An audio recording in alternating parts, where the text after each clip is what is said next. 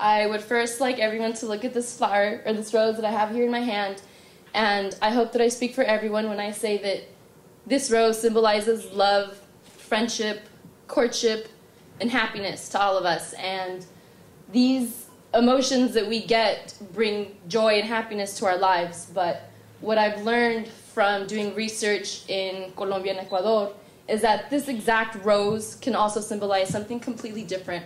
This rose, through the working conditions and what women have to go through in order to produce this rose for us to enjoy, comes with unjust working conditions, comes with feminicide, also comes with exploitation of women and dehumanization and the devaluing of the role of women. So before I get started, I'd like to define a main concept called Race to the Bottom that is kind of the overarching theme of my presentation. Then I'd go into the questions that I try to tackle, followed by the effects of Race to the Bottom in the public sector in the flower industries in Colombia and Ecuador. After that, I would like to go into what alternative avenues of Race to the Bottom are available for women to contest this repression or to contest this concept, and ending with current grassroots organizing that are in fight for ending this repression on feminicide against women. So what is Race to the Bottom? Race to the Bottom is also not a walk in the park. And Race to the Bottom is this socioeconomic concept that countries use as a strategy to enter international markets. And what ends up happening in this case is US and European multinational flower corporations look abroad to find countries where they can relocate and use and pay for cheap labor, exploit comparative advantages, and kind of use these countries that are willing to deregulate their labor and environmental standards.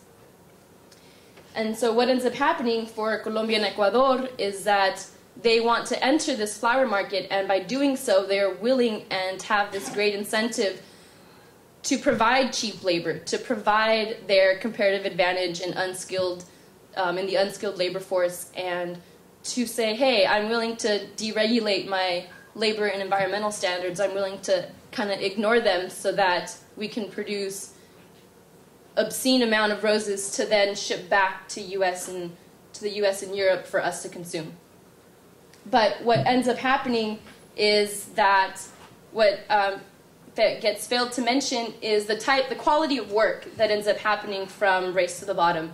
And although Race to the Bottom does increase job opportunities and it does increase standard of living and the economy as a whole in developing countries, the type of jobs that are given to these workers are low-quality jobs, assembly line work. And that type of work, although economically it can be beneficial, at the same time it's the value and the effects of that type of work that comes along with being able to work. And so the questions that I try to tackle are, what is the impact of Race to the Bottom, and what does that have on women working in the flower industry? And I chose to focus on women because 70% of the working population in both Colombia and Ecuador's flower industry are women. So 70% of women are the ones that are being affected by this concept of Race to the Bottom. And followed, I'd like to figure out what sort of legal and political instruments are available in which women can contest the effects that occur of Race to the Bottom.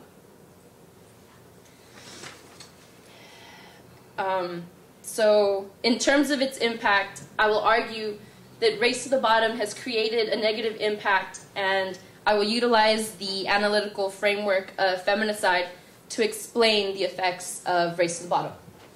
So what is feminicide?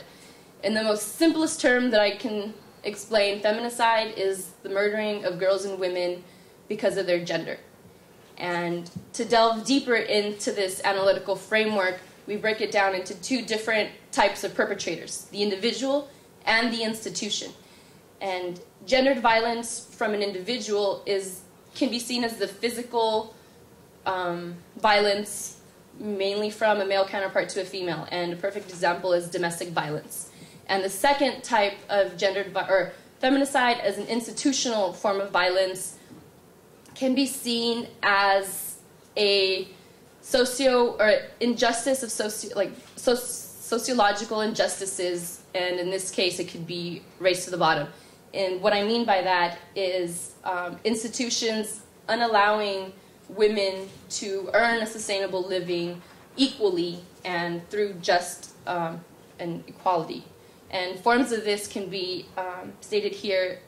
The violence can be rooted in a social, political, economic, or cultural inequalities. And so, when does feminicide occur?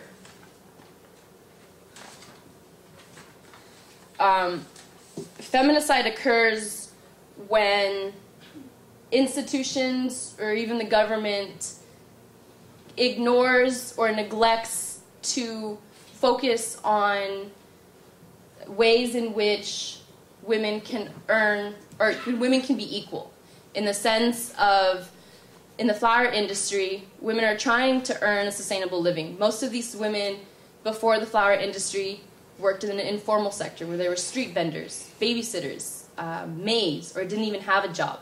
And so for them to be able to work, this form of institutional violence is where these institutions and governments are not caring about the way in which these women are working and the way that these women are actually trying to earn a standard of living to support not only themselves but their family.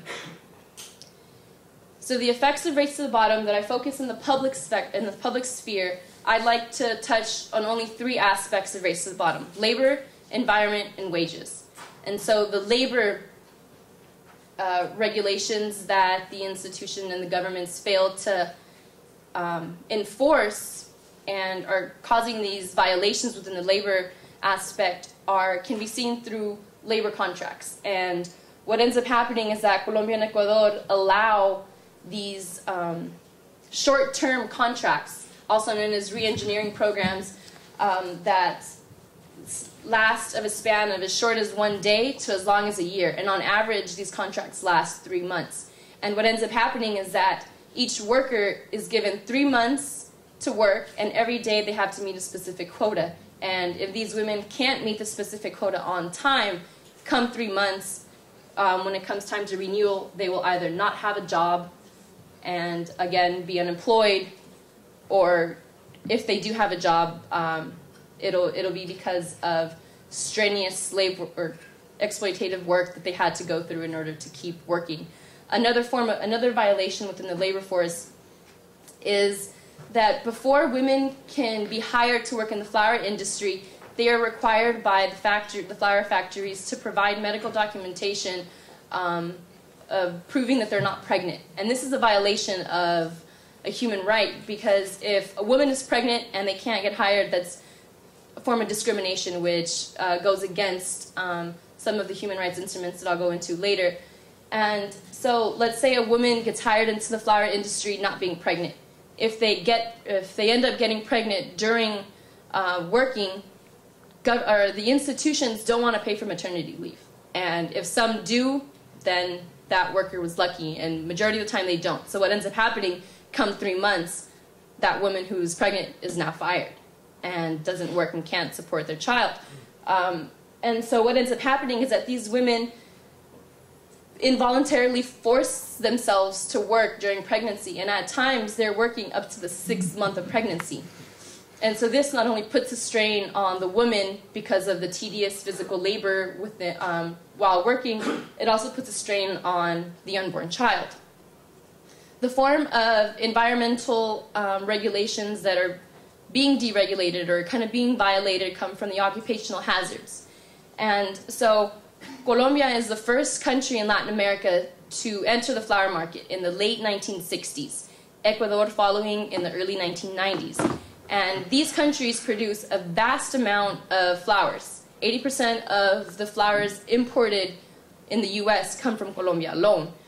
And so in order for Colombia and Ecuador to produce a ton of flowers and to grow them quickly, to keep the beauty of this rose and to have the beauty of this rose last from traveling from Colombia to the US and then to be sold, takes a lot, or uses a lot of pesticides. And the pesticides used in both of these countries are illegal in the US, Europe, and Japan. And so these pesticides, with these pesticides, these workers are constantly inhaling these pesticides daily. They're in greenhouses, so there's little amount of air circulation.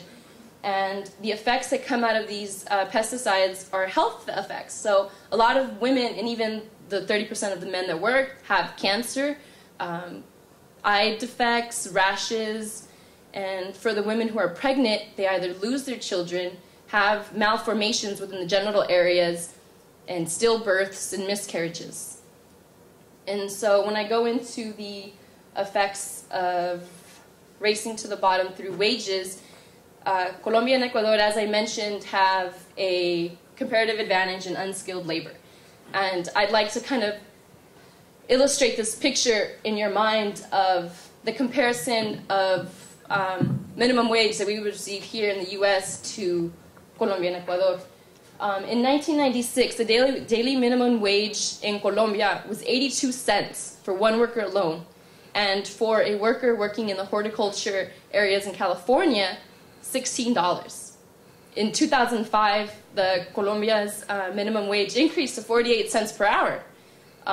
And this worker was the one that cleaned the roses, took out the thorns, and packaged them to be shipped.